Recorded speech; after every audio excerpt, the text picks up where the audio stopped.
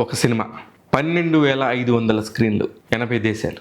మొదటి రోజే 300 పైచిలుకు కోట్ల రూపాయల రెవెన్యూ. నిజంగా ప్రౌడ్గా ఉంది. అల్లు అర్జున్ గారు మీరు చేసిన ఈ ఫీట్ కేవలం మీ ఒక్కరే చేశారని కాదు, మీ టీం అంతా, పుష్ప 2 సినిమా టీం అంతా కూడా నిజంగా ఒక పండగలా చేస్తున్నారు. యాక్చువల్లీ ఈ సినిమాకి నిజంగా ప్రమోషన్ అవసరమే లేదు, కానీ మీరు ఎందుకు ప్రమోషన్ చేస్తున్నారంటే ఇంతమంది ఇంత ఒక పండగలాగా దీన్ని ఫీల్ అయ్యి టికెట్స్ కోసం లేకపోతే సినిమా చూడాలనే ఒక ప్రేమ ఇవన్నీ కలగలిసినప్పుడు నిజంగా మీరు ఈ ప్రమోషన్ స్టేట్లో తప్పలేదు అనిపించింది. నిజంగా కూడా ఎవరైనా గెస్ట్లు వస్తే ఈవెన్ రాజమౌళి గారు కానీ సుకుమార్ గారు కానీ ఎవరు మాట్లాడటానికైనా సినిమా గురించి మాత్రం చెప్పడానికి ఏం లేదు. ఇదంతా ఆల్రెడీ బ్లాక్ బస్టర్. అందులో నటినట్లు ఇంకా నిజంగా వాళ్ళు life time once in a while ఇట్లాంటిది ఎప్పుడు అవకాశం వస్తుంది.